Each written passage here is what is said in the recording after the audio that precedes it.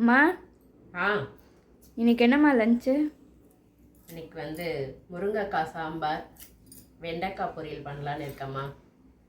எப்போ பார்த்தாலும் சாம்பாரா? சாம்பார் வேண்டாம்மா, எனக்கு ஏதாச்சும் வெரைட்டி ரைஸாக செஞ்சு கொடுங்க.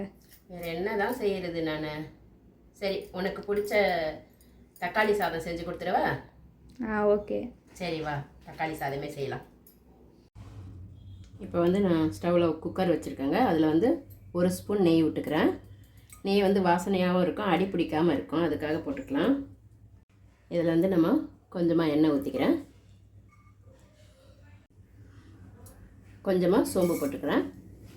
அதுலேயே கொஞ்சம் கடுகு போட்டுக்கிறேன். கடுகு நல்லா பொரிஞ்சதும் கருவேப்பிலை போட்டு அதில் பிரிஞ்சி இலை போட்டுக்கிறேன். வெங்காயம் 2 பெரிய வெங்காயமாக 2 பொடிசாக கட் பண்ணி வச்சுருக்கேன். கொஞ்சம் நீட்டு வாகலை. ஒரு 5-6 பல் பூண்டு பொடிசாக கட் பண்ணியிருக்கேன். பச்சை மிளகாய் 2. இது எல்லாமே ஒன்றா வதக்கிக்கலாங்க. 1/2 டீஸ்பூன் இஞ்சி பூண்டு பேஸ்ட் போட்டுக்கிறேன். நல்லா அதை கலந்து விட்டுக்கலாம். இதில் பொடியாக கட் பண்ணி வச்ச தக்காளிங்க, பெரிய தக்காளி ஒரு 3 போட்டுக்கிறேன். இதையும் நல்லா போட்டு வதக்கிக்கலாம். இதில் கொஞ்சமாக தயிர் போட்டுக்கிறேன்.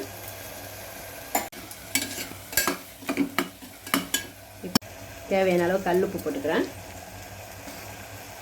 கொஞ்சமாக மஞ்சத்தூள், 1 ஸ்பூன் தனி மிளகாய்த்தூள் போட்டுக்கிறாங்க. இது காரம் உங்களுக்கு தகுந்த மாதிரி போட்டுக்கலாம். காரம் வேணுன்றவங்க நிறைய போட்டுக்கோங்க, வேணான்றவங்க நீங்கள் கம்மி பண்ணிக்கலாம். ஏன்னா ஏற்கனவே நான் மிளகா 2 போட்டிருக்கேன். நான் இந்த டம்ளரில் 1 டம்ளர் அரிசி எடுத்திருக்கேங்க. அதுக்கு 2 டம்ளர் தண்ணி ஊற்றிருக்கேன். இது நல்லா கொதி வரட்டும். அதுக்குள்ளேயும் நம்ம அரிசியை கழுவி எடுத்துக்கலாம். தண்ணி நல்லா கொதி வருதுங்க. இதை பாருங்கள், 1 டம்ளர் அரிசி எடுத்து கழுவி வச்சுருக்கேன். அதை சேர்த்துக்கலாம். நான் இந்த 1 டம்ளர் அரிசி உங்களுக்கு 200 கிராம் அரிசி ஆகுது. அதுக்கு தகுந்த மெஷர்மெண்ட்டு தான் எல்லாமே சொல்லியிருக்கேன்.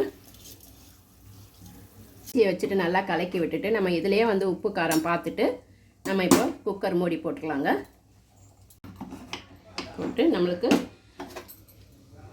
2 விசில் வரணுங்க. நம்ம அடுப்பு மீடியமாக தான் வைக்கணும். அதில் 2 விசில் விட்டால் போதும். அப்போ தான் நல்லாயிருக்கும் உங்களுக்கு. 2 விசில் வந்துடுச்சுங்க.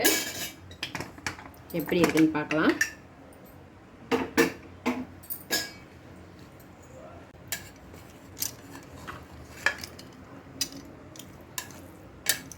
மேலாட்ட கலக்கி விட்ட பாருங்கள், ரொம்ப சூப்பராக வந்திருக்குன்னு. இதை ஒரு தட்டில் போட்டுக்கலாம். நம்மளுக்கு சூப்பரான தக்காளி சாதம் ரெடி ஆகிடுச்சுங்க. ரொம்ப ஈஸியாக குக்கர்லேயே பண்ணியாச்சு. நீங்களும் உங்கள் வீட்டில் ட்ரை பண்ணி பாருங்கள். எப்படி இருந்ததுன்னு கமெண்ட்டில் சொல்லுங்கள். பசங்களுக்கெல்லாம் நம்ம டிஃபன் பாக்ஸ் கட்டி கொடுக்கறதுக்கு ரொம்ப ஈஸியாக இருக்கும். பசங்களும் ரொம்ப விரும்பி சாப்பிடுவாங்க.